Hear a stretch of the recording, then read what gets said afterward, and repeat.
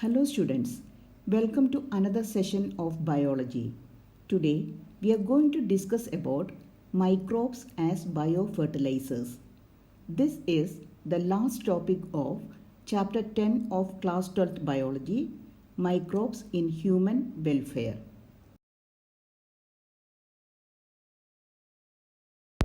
With our present day lifestyles, environmental pollution is a major cause of concern. The use of chemical fertilizers to meet the ever increasing demand of agricultural produce has contributed significantly to this pollution. Of course, we have now realized that there are problems associated with the overuse of chemical fertilizers and there is large pressure to switch to organic farming. In organic farming, we use biofertilizers. So, what are biofertilizers? Biofertilizers are organisms that enrich the nutrient quality of the soil. The main source of biofertilizers are bacteria, fungi, and cyanobacteria. Biofertilizers are organisms that enrich the nutrient quality of the soil.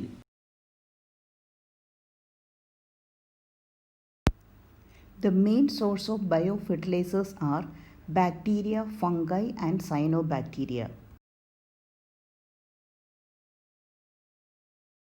Now, let us study about bacteria as biofertilizers.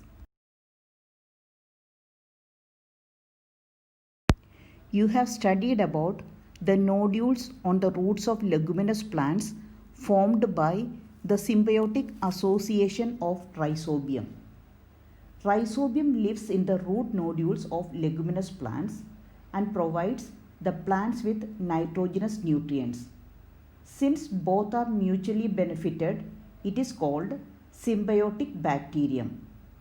It fixes the atmospheric nitrogen in the soil as nitrogenous compounds that can be utilized by the plants as nutrients. You have studied about the nodules on the roots of leguminous plants formed by the symbiotic association of rhizobium. Rhizobium lives in the root nodules of leguminous plants and provides the plants with nitrogenous nutrients. Since both are mutually benefited, it is called symbiotic bacterium.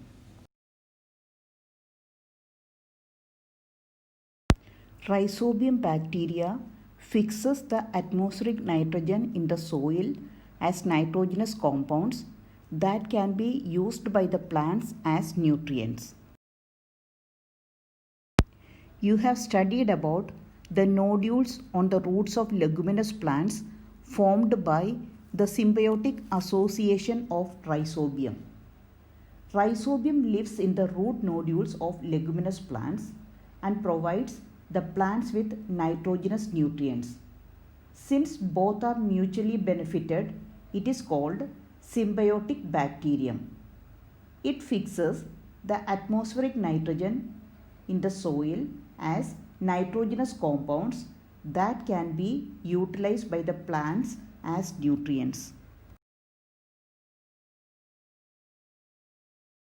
Now let us study about non-symbiotic bacteria. The free-living soil bacteria like Acetobacter can fix atmospheric nitrogen in the soil irrespective of the specific crop grown. The crop could be cereals, millets, fruits or vegetables. Now let us study about loose association of bacteria. Some bacteria like Azospirillum show loose association with certain crops.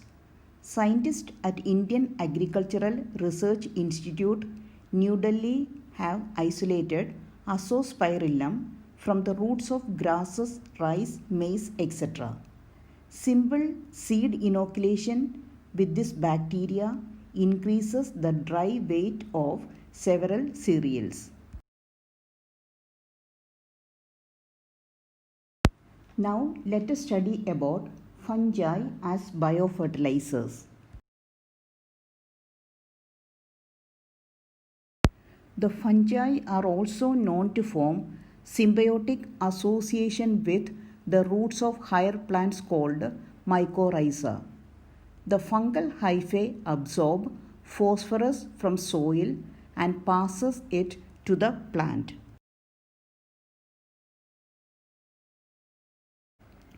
Plants having mycorrhizal association shows the following benefits to plants: resistance to root-borne pathogens, tolerance to salinity and drought, overall increase in plant growth and development. Now let us study about cyanobacteria as biofertilizers.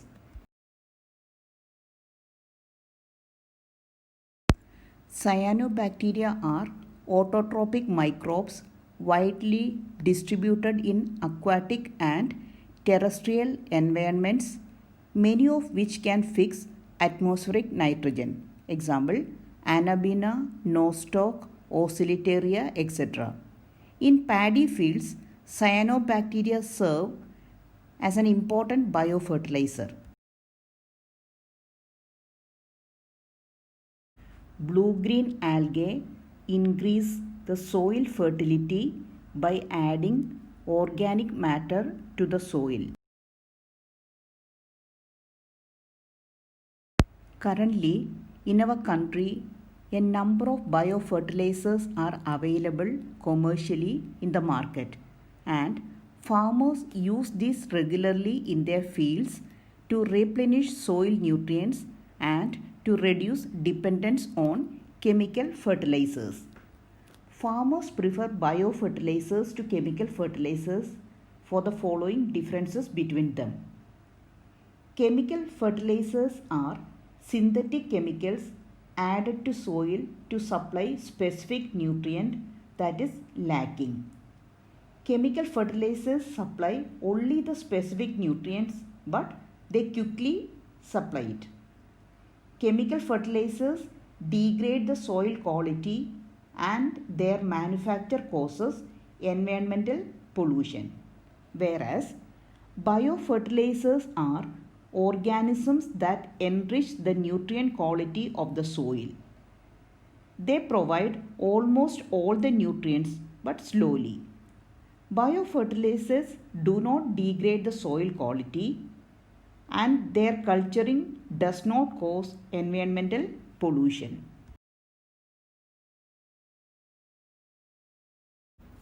Now let us have a quick summary of what we have studied in this chapter. In this chapter we have seen that microbes are very important component of life on earth. Not all microbes are pathogenic. Many microbes are very useful to human beings. We use microbes and microbially derived products almost every day. Under the topic microbe in household products, we have studied that bacteria called lactic acid bacteria grow in milk to convert into curd. The dough which is used to make bread is fermented by the yeast Saccharomyces cerevisiae. Certain dishes such as idli and dosha are made from dough fermented by microbes. Bacteria and fungi are used to impart particular texture, taste and flavor to cheese. Under the heading Microbes in Industrial Product, we have seen that microbes are used to produce industrial products like lactic acid, acetic acid and alcohol, which are used in a variety of processes in industry. Antibiotics like penicillins produced by useful microbes are used to kill disease-causing harmful microbes. Antibiotics have played a major role in controlling infectious diseases like diphtheria, whooping cough and pneumonia. Under the topic microbes in sewage treatment, we have seen that for more than 100 years, microbes are being used to treat sewage by the process of activated sludge formation, and this help in recycling of water in nature. Under the topic microbes in the production of biogas, we have seen methanogens produce methane while degrading plant waste. Biogas produced by microbes is used as a source of energy in rural area. We also studied that microbes can also be used to kill harmful pests, a process called as biocontrol. The biocontrol measures help us to avoid heavy use of toxic pesticides for controlling pests. Under the topic biofertilizers, we have seen that there is a need these days to push for use of biofertilizers in place of chemical fertilizers. It is clear from the diverse uses human beings have put microbes to that they play an important role in the welfare of human society.